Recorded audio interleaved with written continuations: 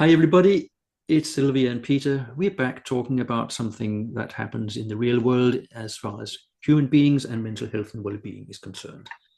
And something that concerned me by reading the papers over the weekend was that the HMRC, which is lots of letters for what is essentially the tax man in the UK, are now recruiting junior staff.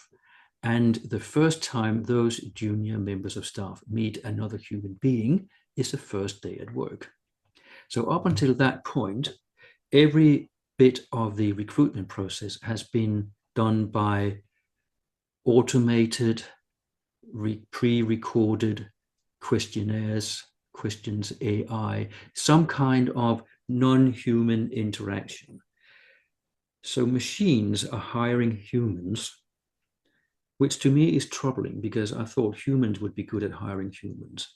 But the taxman's argument is we have so many applications that we can't cope.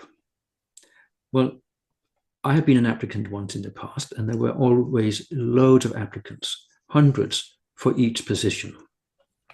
And it is as if applicants are an inconvenience to the employers or the recruiters. How dare we apply to the ad that you put out asking us to apply? Then we become an inconvenience.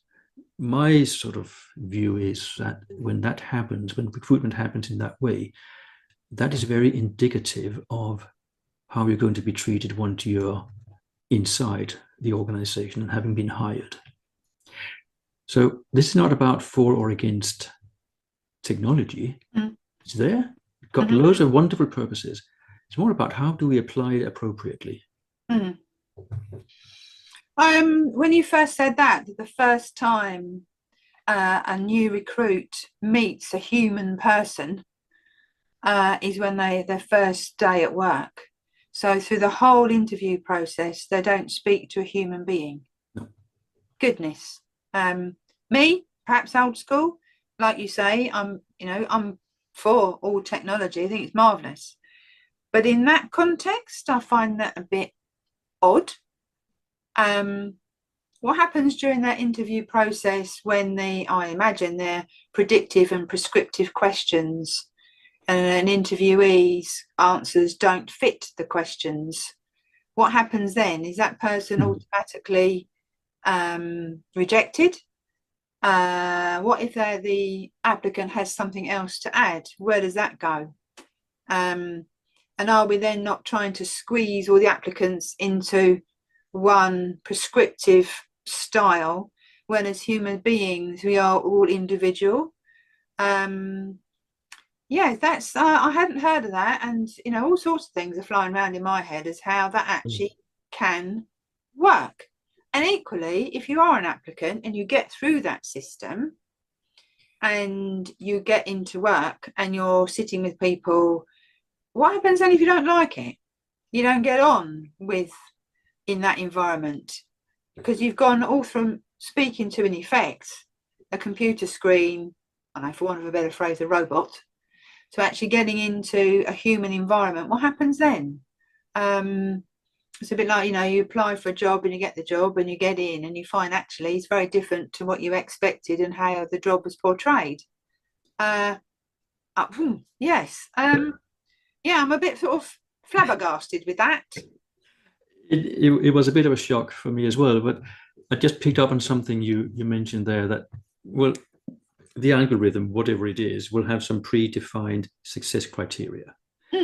So that if the candidate answers this way or that way, that will trigger some sort of filtering that you're either in or out. But that happens in the human world as well, because the recruitment process is very judgmental, isn't it? We know what we're looking for and we're looking for that, and then we'll see if the person in front of us can give us that or something more, something better.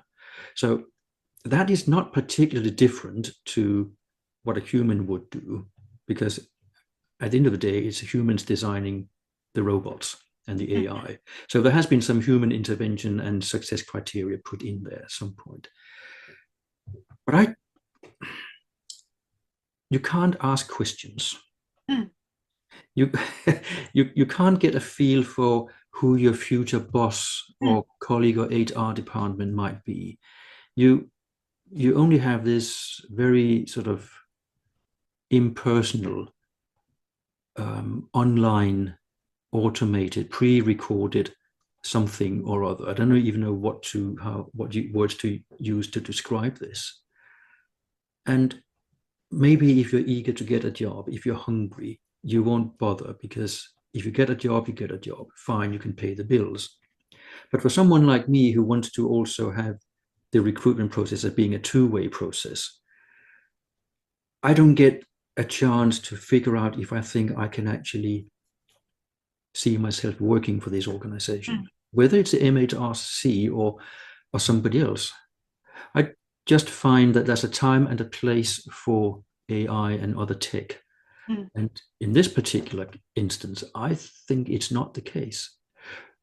It just, to me, reeks of corner cutting.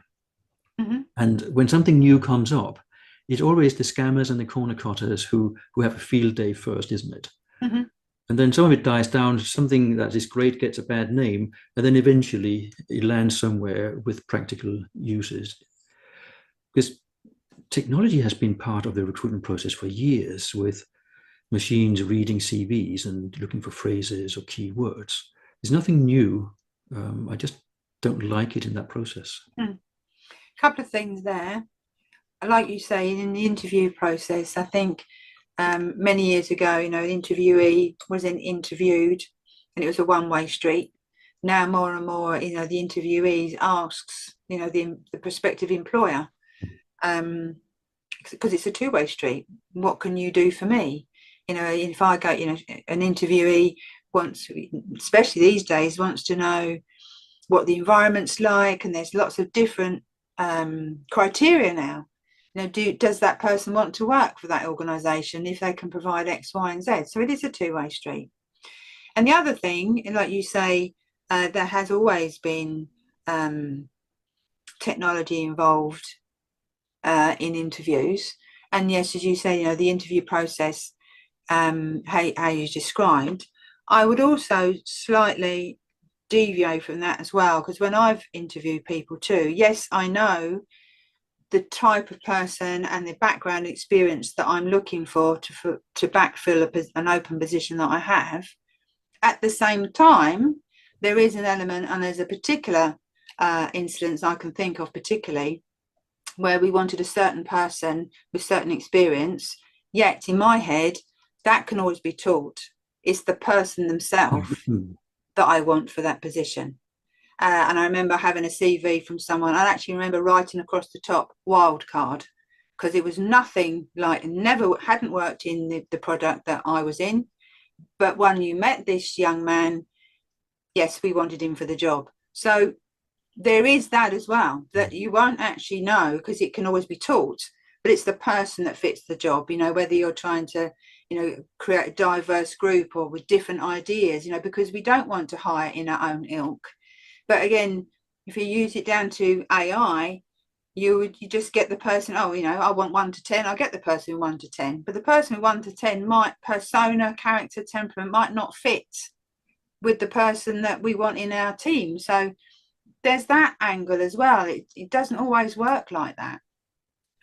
And I don't know enough about technology to understand if you can ask those type of questions through AI or some other kind of tech. But as far as I remember the article, the questions were about skills and competencies. So are you a team player? Yes, I am. Tick in the box, that sort of thing. But they're not asking about anything other than what is strictly I think the technical and roughly sort of environmental part of the job. So maybe it's something you can do if you just want bums on seats and not care too much whether they are capable or not, because you can always spit them out and do the process again and get some other fresh faces in. Something is just wrong, I think, when you wholesale exclude the human being from the process of recruiting another human being. It just seems, I don't know, what's the word? At odds. You're recruiting people, but you're not using people to recruit people. It just seems completely at odds. It doesn't sit right, does it? No, it doesn't sit right at all. There's this old saying that if you pay peanuts, you get monkeys. Mm. But I kind of thinking, well, if you want robots, use robots to recruit them. Mm. If you want humans, get humans to recruit them. Mm.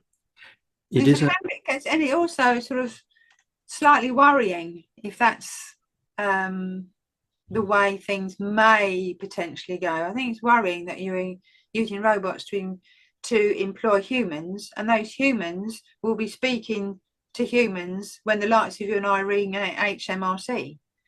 And again, is that person that robot puts in place going to be the right person? And then if it's not, the managing them out and repeating the recruitment process costs a lot of money, leavers and joiners.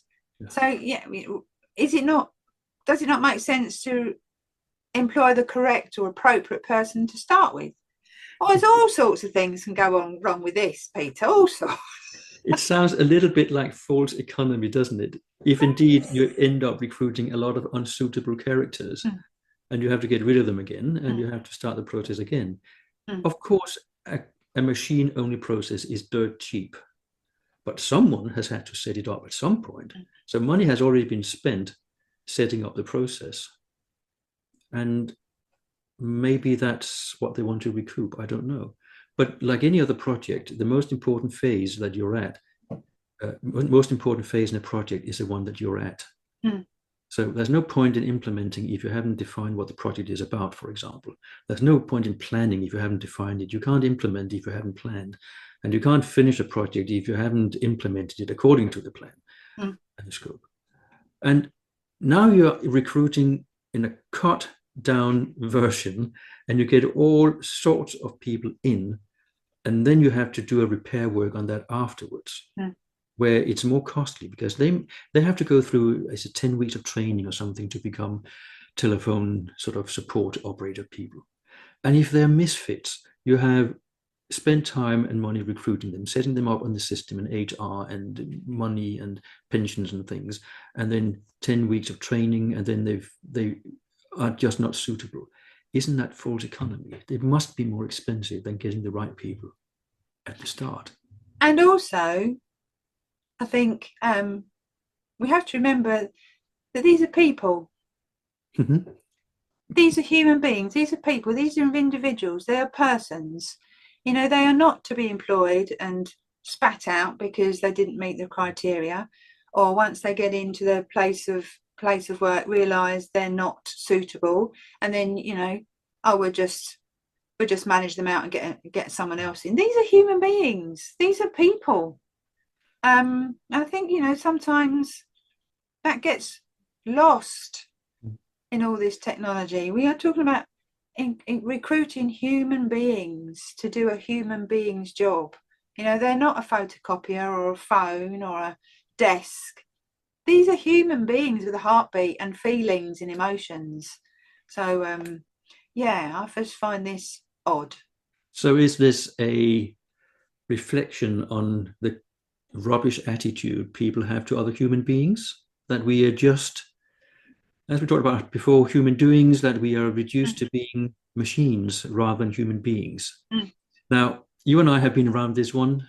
As usual, we have not got all the answers. No. But if some of you watching think we've got the completely wrong end of the stick here, do tell us, because we love to hear what you think as well. And if you think it's a great idea, we love to hear it. Let us know. And thank you for staying with us, and see you later in another video. Take care. Thank you. Bye-bye.